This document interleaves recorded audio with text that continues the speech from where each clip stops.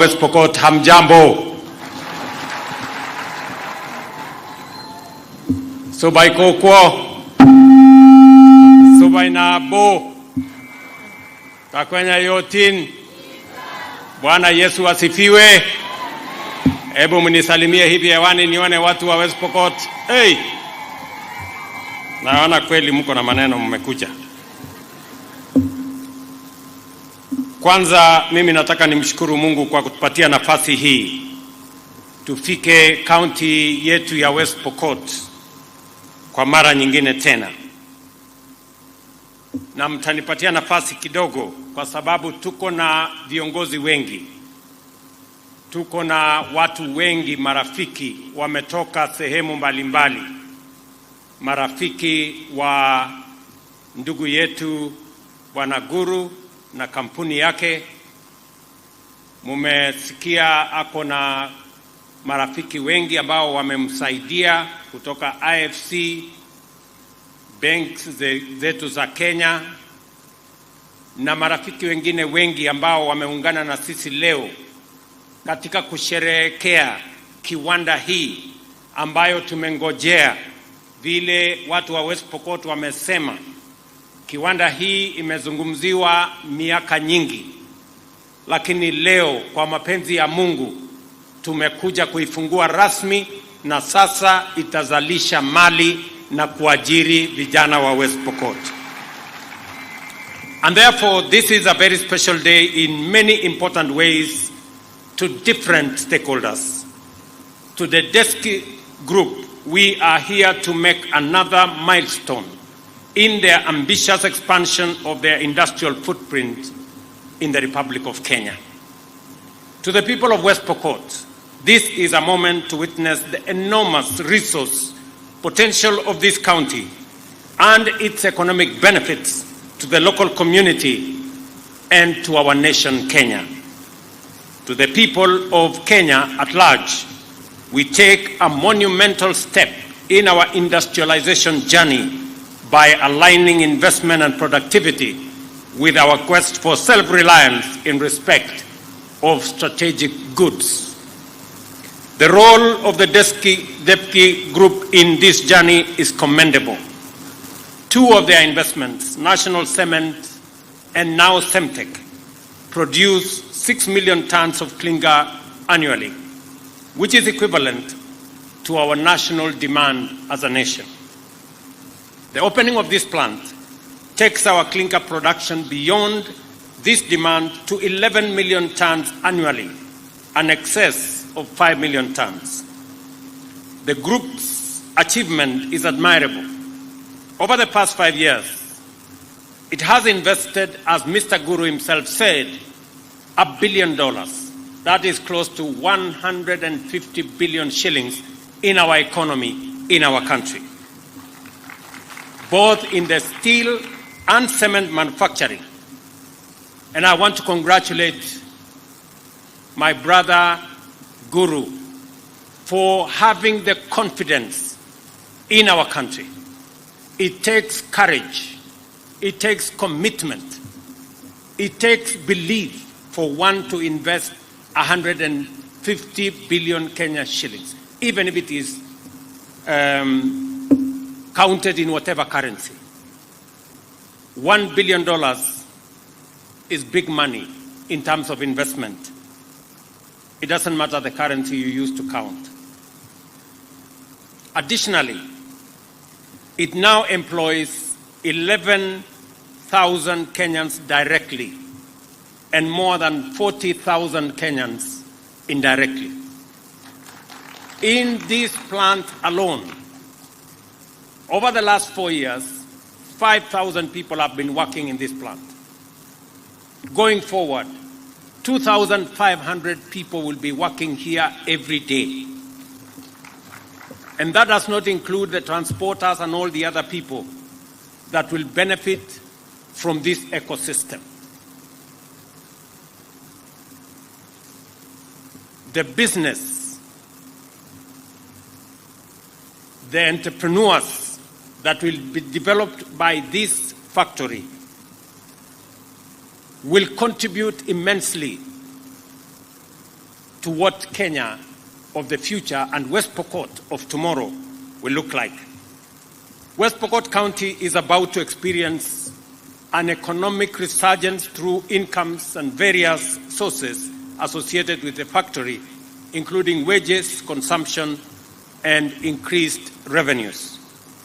At the national level, the economic benefits of DEFCI Group's investment are critical and also substantial.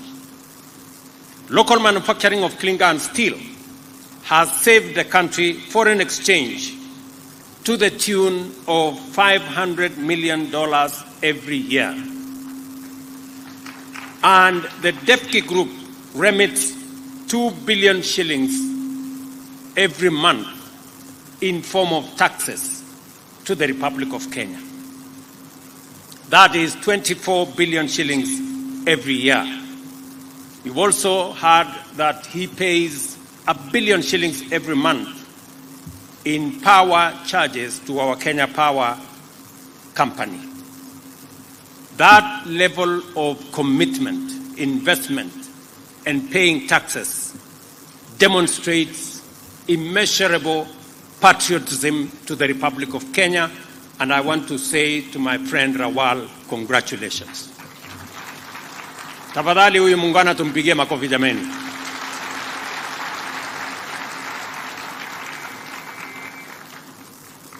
Huyu guru ni rafiki yangu, lakini anaamini kwenye taifa la Kenya. Sio watu wengi wako na uzalendo ya kutosha kuweka pesa zao katika investment ya mali kama hii. Mumesikia hii kiwanda ilipatiwa leseni ikafanywa ground breaking miaka 13 iliyopita, lakini haikuanza. For 13 years nothing happened, kwa sababu people had excuses. Oh, you know, West Pokot is insecure. Oh, you know, there is imports of clinker and many other excuses. But when DEFCI came into the scene, a man who believes in Kenya, who has demonstrated his patriotism to the Republic of Kenya, he overcame those challenges. He overcame those excuses. And that is why today we have an investment of 45 billion shillings in West Pokot. Wakati mmoja nilikuja hapa West Pokot kwa uwanja, na niliwaeleza watu wa West Pokot ya kwamba ni maono yangu ya kwamba hii West Pokot tuibadilishe. Hii West Pokot tutaipatia jina mpya. Haitakuwa West Pokot ya wizi wa ng'ombe, ya njaa, ya kukosekana kwa usalama. Itakuwa ni West Pokot tofauti. Munajua ile kazi tumefanya hapa West Pokot. Tumejenga barabara ambayo haikuwa imejengwa na serikali ingine yoyote. For the last 8 or so years, we build roads in this county. Mumesikia ile mpango tuko naye kwa zile barabara ambazo zimesalia. Barabara kutoka kule maili 9 kule Leseru all the way mpaka Murpus hapa. Tumepatiana hiyo kandarasi, tumepata pesa kutoka Africa Development Bank, na katika hiyo mpango tutajenga hiyo barabara. Yale mambo mengine mumeniuliza, kwa mfano tufanye dualing pale Makutano, tufanye dualing hapa Kamatira kutoka hapa chini,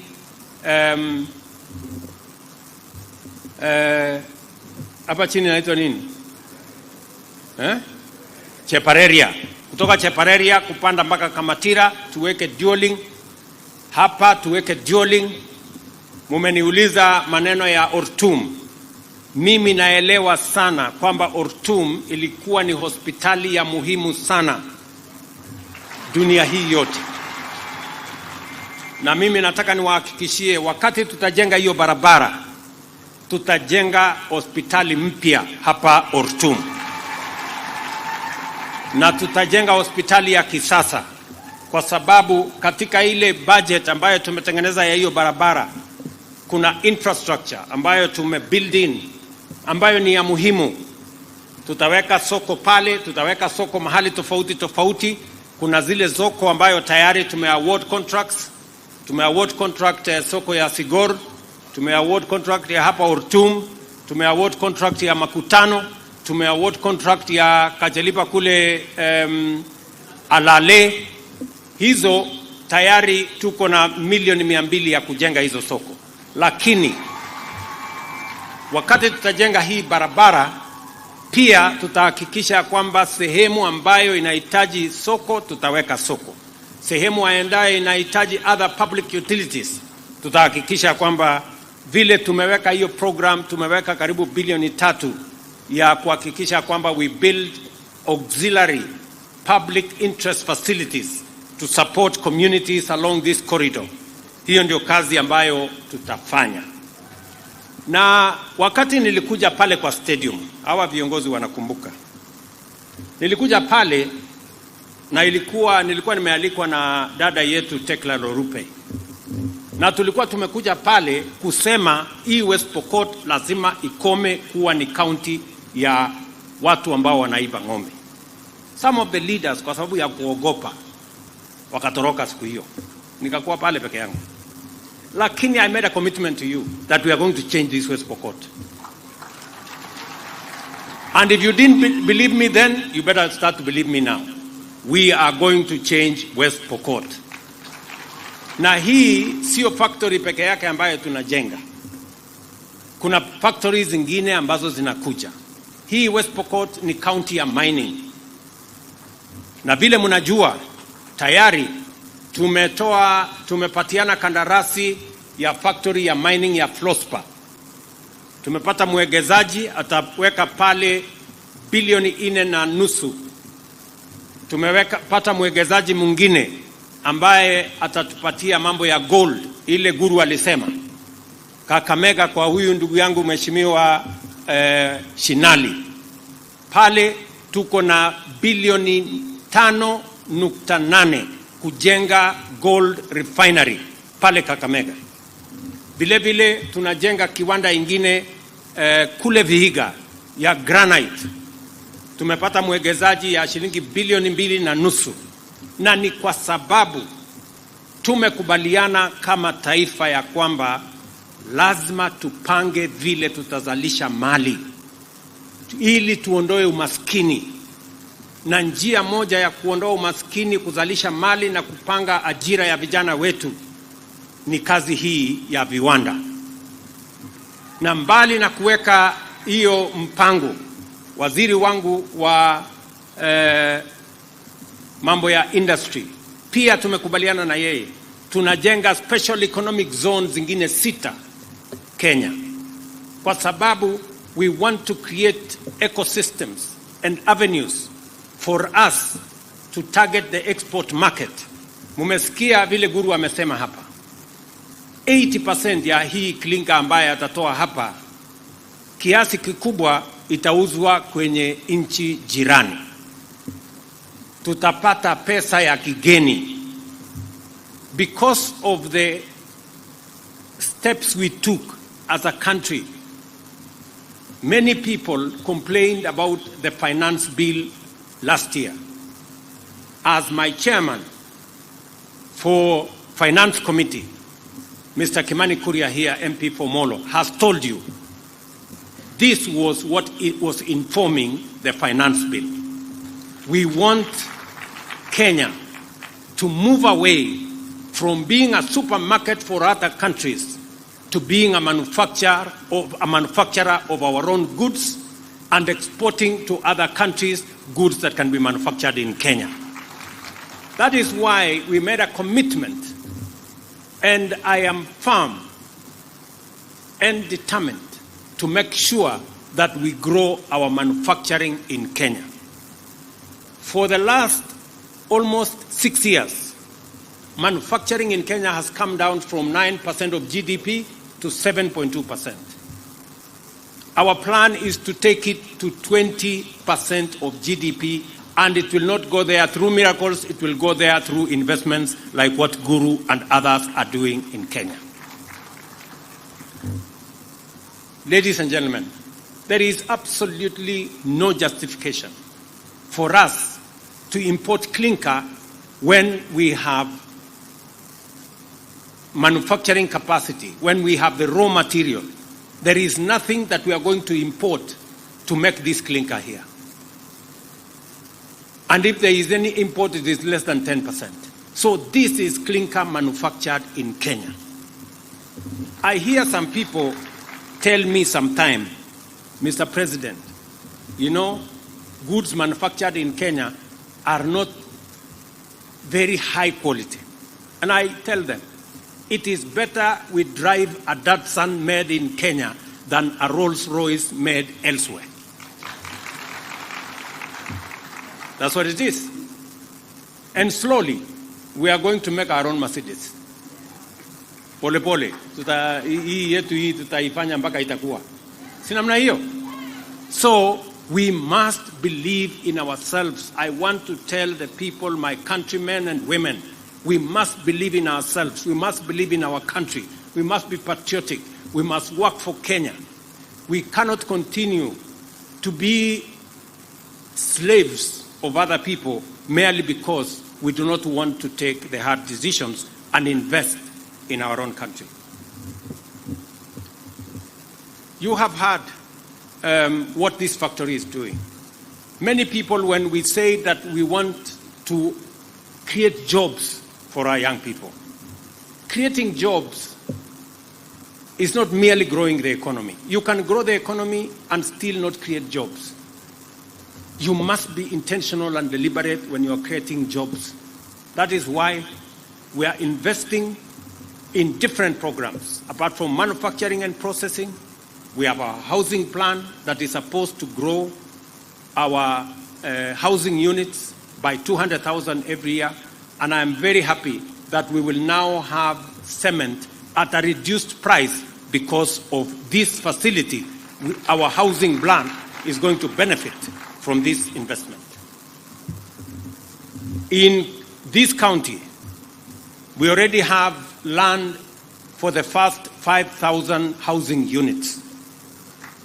And I want to ask the young people here, those of you who are going to work here 2,500, we need another 3,000 who are going to work for us in our housing plan. As I have said, we are